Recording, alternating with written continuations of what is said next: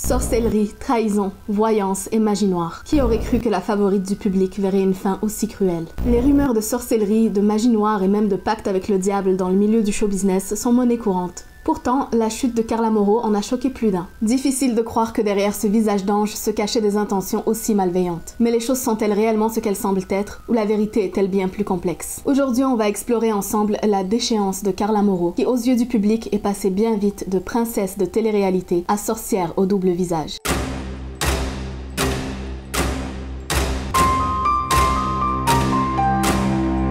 Une véritable tornade a touché le milieu de la télé-réalité cette semaine, alors que des révélations de sorcellerie ont éclaté. On a tous vu passer ça dans les médias, la rumeur comme quoi Carla Mauro aurait payé une sorcière pour jeter un sort non seulement envers sa meilleure amie Maeva Guénam, mais également envers d'autres candidats de télé-réalité ainsi que leurs enfants. Que vous regardiez ce genre d'émission ou pas, c'était difficile de manquer la nouvelle. Tout aurait commencé lorsque Nadé, la femme de Marc Blatta, qui est un blogueur, aurait invité Maeva Guénam chez elle pour lui annoncer une nouvelle importante. Maeva s'y serait rendue un peu anxieuse en se doutant bien que rien de bon pouvait sortir de cette invitation, d'autant plus qu'elle se doutait que ça aurait un rapport avec Carla. Carla Mauro, c'est la meilleure amie de Maeva Guénam. Donc quand Maeva se rend chez Nadé, elle a l'intention de défendre son amie bec et ongle, surtout que Carla, elle a tendance à s'attirer beaucoup d'ennemis depuis son entrée dans le monde de la télé-réalité. En effet, malgré ses nombreux tournages, Carla a jamais réussi à vraiment s'intégrer dans la famille des Marseillais, l'émission de télé-réalité principale dans laquelle elle a tourné. Elle a toujours été un petit peu le vilain petit canard du groupe, la candidate que les autres tolèrent uniquement par rapport à son couple avec Kevin, sans jamais véritablement l'apprécier. Le public, lui, a toujours vu cette mise à l'écart de Carla comme un acharnement non justifié, probablement propulsé par la jalousie de certains, dû au succès de cette jeune fille qui venait de débarquer et qui semblait s'attirer les faveurs de l'opinion publique. Carla a toujours semblé être la proie des dites grosses têtes du programme, d'abord de Manon Marceau, qui lui aurait reproché à l'époque certaines choses, si je me souviens bien, qui étaient assez futiles. Une histoire un peu légère du genre que Carla n'avait pas averti Manon avant d'aller faire une liposuction ou un truc du genre, qui je me souviens m'avait semblé très loin de mériter une telle rancœur. Je me souviens m'être dit en entendant ça à l'époque que quand même, amis ou pas, on n'a pas besoin de tenir au courant tout le monde de tout ce qui se passe dans notre vie privée. Donc se fâcher parce que quelqu'un ne t'a pas dit qu'il allait subir une chirurgie ou quelque chose du genre,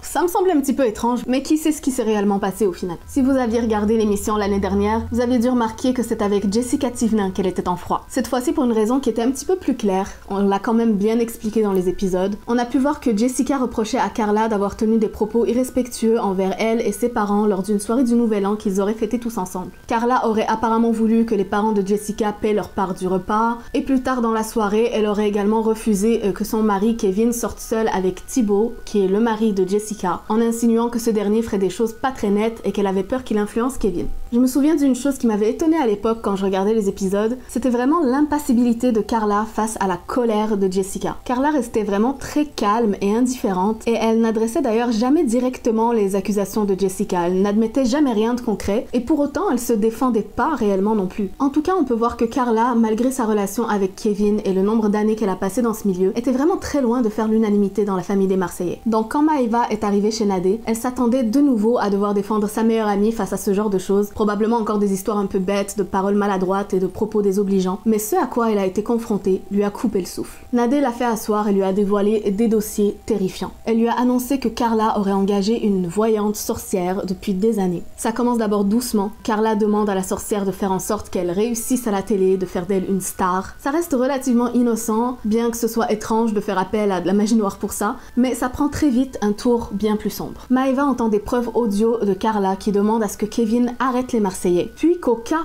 où il fasse les Marseillais quand même, au cas où cette magie noire ne fonctionne pas, eh bien qu'il ne s'intéresse qu'à elle et à aucune autre fille dans le programme. On peut s'imaginer que ces audios ont été faits au début de leur relation, en tout cas avant qu'ils soient aussi engagés l'un envers l'autre, probablement lorsque Kevin lui en faisait voir de toutes les couleurs avec ses nombreuses infidélités. Elle aurait demandé également à la sorcière de toujours être plus importante que Kevin dans le programme, que ce soit elle la star du programme. On sent vraiment ce besoin de pouvoir, ce besoin d'avoir un contrôle sur sa relation et sa vie, peut-être un contrôle et un pouvoir qu'elle sent avoir perdu à ce moment-là, au vu de leur relation amoureuse instable. Elle finit sa requête en demandant à ce que le producteur de l'émission ne veuille la voir avec personne d'autre que Kevin, ce qui m'a assez interpellée sur le coup. Est-ce que la production lui mettait une quelconque pression pour se rapprocher de quelqu'un d'autre que Kevin? Les candidats de télé-réalité ont toujours tendance à répéter que ce qui se passe dans ces programmes est totalement sincère, que tout rapprochement amoureux provient de leur propre initiative, mais les propos de Carla à ce moment-là laissent entendre qu'elle craindrait qu'on la pousse dans les bras de quelqu'un d'autre. C'est assez étrange. Kevin, le mari de Carla, a toujours été tiraillé entre son amitié pour les Marseillais et son amour envers Carla. Si leur relation amoureuse a connu des débuts tumultueux, notamment à cause de ses nombreuses tromperies et de son incertitude à vouloir s'engager véritablement avec Carla, on se souvient des scènes à déchirer le cœur où Carla hurlait et pleurait face aux trahisons de l'homme qu'elle aime. Je me souviens même d'une fois où elle l'avait supplié de quitter l'aventure avec elle et où il avait refusé catégoriquement. Ça m'avait vraiment fait mal pour elle sur le coup, l'humiliation qu'elle a dû ressentir. Nous, on regarde ce genre d'émission comme un divertissement. On se dit que bon, peut-être 80% est monté de toutes pièces pour créer un programme, on prend ça vraiment à la légère. Mais quand tu t'imagines vivre ce genre de choses vraiment, d'après moi, ça doit vraiment faire très très mal. Au bout d'un moment, à force de voir Carla souffrir face à un Kevin d'apparence impassible, le public s'était carrément retourné contre lui, l'accusant d'être un pervers narcissique qui manipulait une jeune fille innocente. Il faut dire qu'au moment de leur première rencontre, Carla avait tout juste 18 ans, alors que Kevin, lui, en avait 27. Mais tout a changé soudainement lorsque Carla est tombée enceinte. Passant de jaguar dragueur invétéré, Kevin semble être devenu un mari fidèle, engagé, responsable et fiable. Pas un seul pas de travers, pas une seule faute, plus aucune autre fille ne l'intéressait. Carla était devenue sa priorité. Certains diront que c'est le résultat direct de la sorcellerie que Carla aurait commandité sur lui. D'autres, plus modérés, diront qu'il s'agit simplement d'un homme qui a évolué. Mais ce qui va véritablement briser le cœur de Maeva dans ses enregistrements audio, c'est lorsqu'elle entend Carla, dont elle est si proche depuis des années, demander à la sorcière de lui jeter un sort à elle pour l'empêcher de refaire un programme chez W9. Elle veut que sa meilleure amie soit virée de la chaîne. Pour Maeva, le monde s'effondre. Carla est sa meilleure amie. Elle répète d'ailleurs souvent qu'elle est la seule véritable amie de Carla. Elle l'a soutenue à l'époque où sa relation avec Kevin était très instable, elle a été là pour elle. Elle l'a défendue bec et ongle contre toute personne qui la critiquait, criant sur tous les toits à quel point Carla est une personne extraordinaire, au cœur tellement pur et sincère, une personne comme on en croise peu dans ce monde. Maeva semble être quelqu'un de vraiment très sincère en amitié et a cru avoir la même chose en face d'elle. Donc penser que Carla, qui est comme une sœur pour elle, aurait pu la trahir de la sorte, lui vouloir du mal à elle sans raison, ça l'a complètement dévastée. Les enregistrements audio les plus terribles n'ont pas été rendus publics jusqu'à présent, mais de nombreuses personnes en ont parlé, notamment Julien Tanti, qui dit avoir entendu Carla commanditer un sortilège de magie noire à l'encontre des enfants des Marseillais, leur souhaitant maladie et difformité. Je vous avoue qu'en entendant ça, j'ai vraiment eu envie de vomir. Si ça s'avère véridique, alors c'est vraiment abominable. Parce que autant le reste, le fait de vouloir être une star, qu'un mec tombe amoureux de toi, éjecter ton ami par jalousie, autant tout ça c'est très très moche et ça démontre une personnalité vraiment insécure, aigrie et instable. Mais là, souhaiter du mal en touchant à l'intégrité physique de quelqu'un et surtout à des enfants innocents, souhaiter à des enfants de naître malades, c'est tellement horrifiant. Je me demande comment quelqu'un peut avoir une telle chose dans sa tête. Je me demande comment est-ce qu'une personne peut berner autant de monde, paraître aussi normale, bienveillante, sympathique, alors qu'au fond d'elle, elle a toutes ces choses horribles qui lui bouffent le cœur. Parce que qu'on croit que la sorcellerie fonctionne ou non, c'est pas la question au final. Le fait est que si cette personne avait eu le pouvoir de faire ce qu'elle voulait dans ce monde, si elle avait un pouvoir absolu, alors elle ferait le choix de rendre malades des enfants innocents. C'est abominable. Maeva a aussi dévoilé avoir entendu un audio où Carla et la voyante discuteraient de la mort d'une personne qu'ils connaissent tous. L'identité de cette personne n'a pas été dévoilée, on peut en conclure qu'elle n'était pas médiatisée. Apparemment, la sorcière se vantait à Carla que la mort de cette personne était grâce à elle, grâce aux travaux de magie noire qu'elle aurait effectués. Maeva reporte que Carla était en train de rire lorsque la voyante lui disait ça, apparemment contente de ce qui était arrivé. La voyante lui aurait alors proposé de déclencher la mort d'une autre personne et Carla n'aurait pas refusé. Bien sûr, Maeva, en entendant tout ça, en voyant toutes ces preuves, ni une ni deux, elle appelle Carla, complètement dévastée, pour lui demander des comptes, en espérant évidemment qu'il y ait une explication à tout ça et en souhaitant du fond de son cœur que son amie ne soit pas cette sorcière au cœur noir qu'elle vient d'entendre sur ses enregistrements. Carla a commencé par nier, mais quand Maeva la met face aux preuves, son discours change. Elle bégaye et dit à Maeva qu'il y a une explication, que oui, les enregistrements sont bien d'elle, mais que ce n'est pas ce qu'elle croit, et qu'elle ne peut pas en parler au téléphone car il y a une enquête en cours. Maeva est perdue, c'est compréhensible, mais Carla lui dit qu'elle va venir à Dubaï très prochainement et qu'elle va tout lui expliquer face à face. Finalement, ce n'est pas Carla qui lui apporte des explications,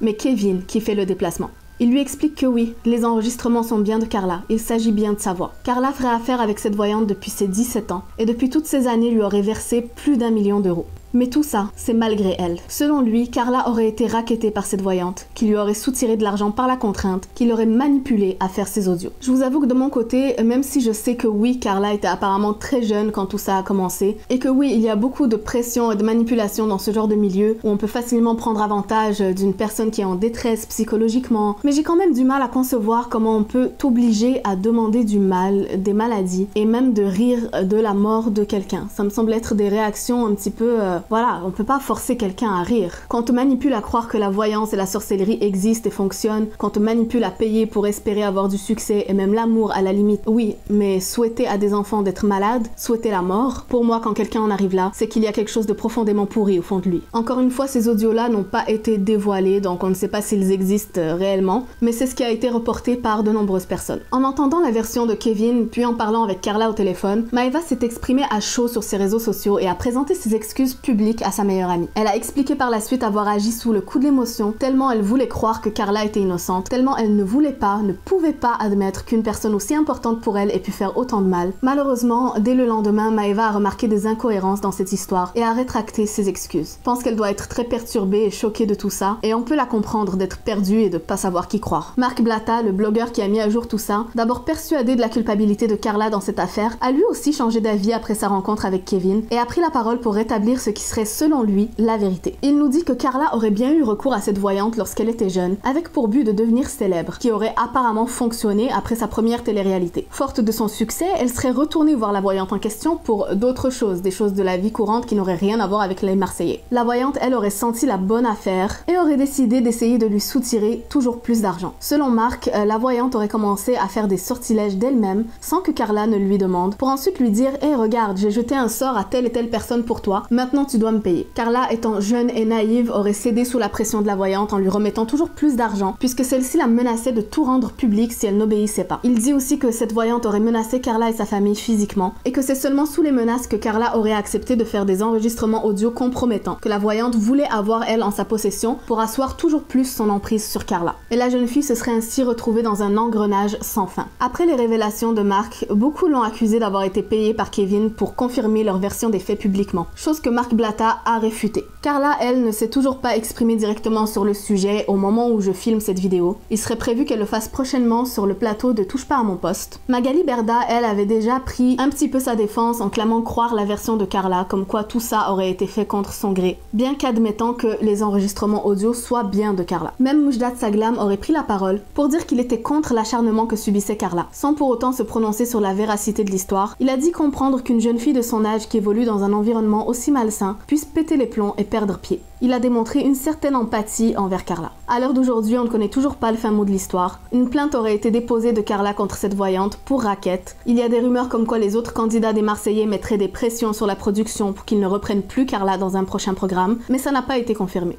Malgré tout, ils semblent tous être solidaires envers Kevin et la situation difficile qu'il vit présentement, malgré les accusations qu'essuie sa femme. Qu'on croit ou pas à la sorcellerie, je pense que cette histoire nous a tous donné froid dans le dos. Imaginez que derrière le visage d'ange d'une jeune fille d'apparence aussi innocente se cacherait une volonté de nuire terrible et sans cœur, ça a choqué tout le monde. Encore une fois, cette vidéo n'est pas là pour affirmer quoi que ce soit, on ne sait pas encore si tout ça est vrai ou faux, mais en tout cas c'est très perturbant. Je vous avoue que de mon côté, même si je garde toujours l'esprit ouvert sur tous les phénomènes inexplicables de ce monde, quand on me parle de sorcellerie, j'ai tendance à rigoler. Malgré tout, en voyant les vidéos où la sorcière transperce de clous les photos des personnes visées, j'ai eu un frisson. Il y a tellement une mauvaise énergie autour de ce genre de choses, c'est tellement plein de mauvaises intentions, je trouve ça vraiment terrible. N'hésitez pas à me dire en commentaire ce que vous pensez de toute cette histoire, si vous pensez Carla capable de tout ça ou pas, et si vous pensez qu'elle peut être excusée à cause de son jeune âge, de tout ce qu'elle a vécu depuis qu'elle est entrée dans le milieu de la télé-réalité, ou si au contraire vous croyez que tout ça est un coup monté contre elle et qu'elle est la victime dans toute cette histoire. N'oubliez pas de vous abonner et de liker la vidéo si vous l'avez bien aimée, et dites-moi ce que vous pensez de ce format de vidéo en voice-over. Je pense alterner un petit peu entre ça et les face caméra, donc laissez-moi votre avis sur ce que vous préférez, si ça vous gêne de pas me voir ou si ça change rien du tout pour vous. Je vous dis à très vite pour une nouvelle vidéo et n'oubliez pas mes étoiles, le plus important, restez toujours aussi bienveillants et brillez de mille feux.